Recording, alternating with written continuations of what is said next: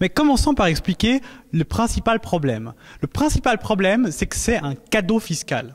C'est quoi un cadeau fiscal? C'est quand vous baissez les impôts, puis que vous ciblez ça sur des gens qui n'ont absolument pas besoin d'une baisse fiscale.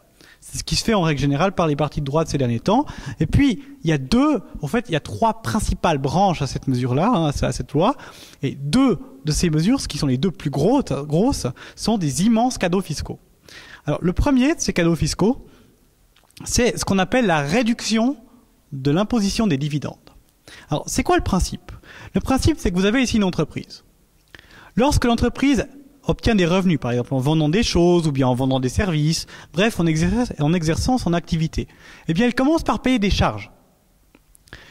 C'est par exemple le coût de ses machines, de ses matériaux, etc. Et puis, elle paye aussi des salaires. Alors, première chose, lorsqu'elle paye des salaires, les salariés sont imposés sur leurs salaires. Puis, ils payent la VS, la TVA, etc. Deuxièmement, l'entreprise, une fois qu'elle a payé ses charges et puis qu'elle a perçu ses revenus, eh bien, elle fait du bénéfice. Et ce bénéfice va lui aussi être imposé à 100%. C'est-à-dire, c'est pas le taux d'impôt qui est de 100%, mais on va prendre ce bénéfice et puis on va l'imposer, parce que l'entreprise est une personne. Le taux d'imposition des sociétés n'est pas progressif. Il est environ à 30%.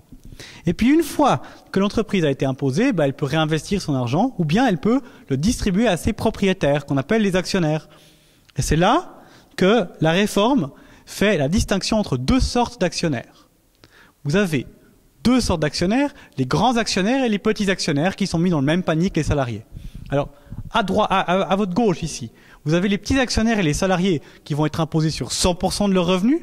Donc ça veut dire que les actions qu'ils reçoivent, les dividendes qu'ils reçoivent, c'est-à-dire le revenu des actions, ou leurs salaires vont être imposés à 100%, alors que les grands actionnaires, c'est-à-dire ceux qui disposent d'au moins 10% des parts d'une entreprise, vont, eux, être imposés de 50 à 60% au niveau fédéral. Puis alors au niveau cantonal, c'est le mystère, on ne sait pas.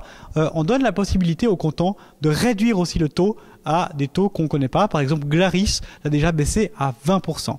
Donc ce qu'il faut savoir ici, c'est qu'on propose que certaines personnes, les actionnaires qui perçoivent de l'argent et qui ont beaucoup de leur entreprise, qui ont plus de 10% de leur entreprise, eh bien, ne soient imposés que si leurs revenus étaient au fait beaucoup plus bas.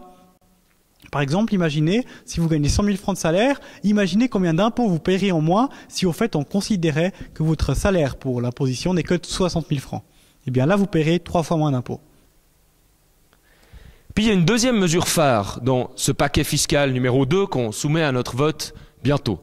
La deuxième mesure phare, elle est assez intéressante, surtout parce que son raisonnement paraît complètement illogique quand on voit toutes les campagnes qui nous parlent d'aide aux petites entreprises et aux PME.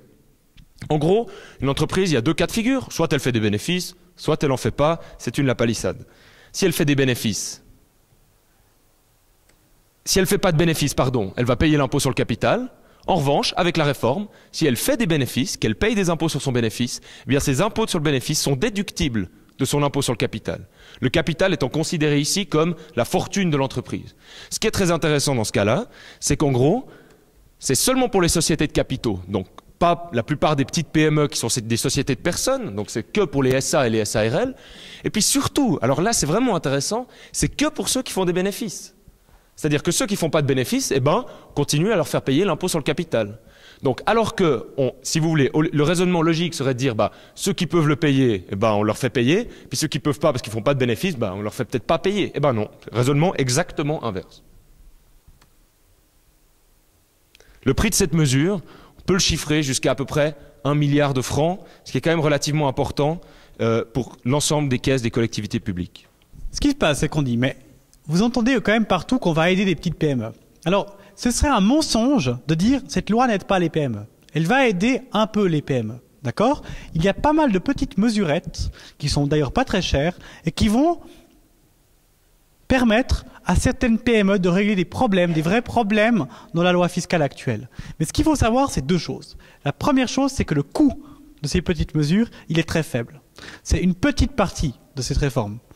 Et ça, c'est quand même très important parce qu'on est en train de dire, écoutez, on fait toutes ces choses très bien pour les PME, mais pourquoi est-ce qu'on est obligé de faire ces choses très bien pour les PME et en même temps de nous faire avaler une immense pilule de 2 milliards de francs suisses pour les gros patrons?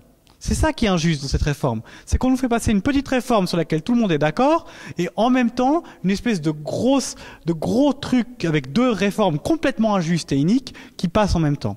Et le PS, quand même pour vous le dire, n'est pas du tout contre la réforme de l'imposition des entreprises sur les points qui aident les PME, puisque Anita Fetz, conseillère aux États PS donc, a déposé déjà une motion qui dit qu'en cas de rejet de la loi, eh bien, elle souhaite que les aspects positifs de la réforme soient quand même mis en place. Puis c'est pas des paroles en l'air, parce que la motion, elle a déjà été déposée. C'est pas une promesse dans le vent ou quelque chose comme ça.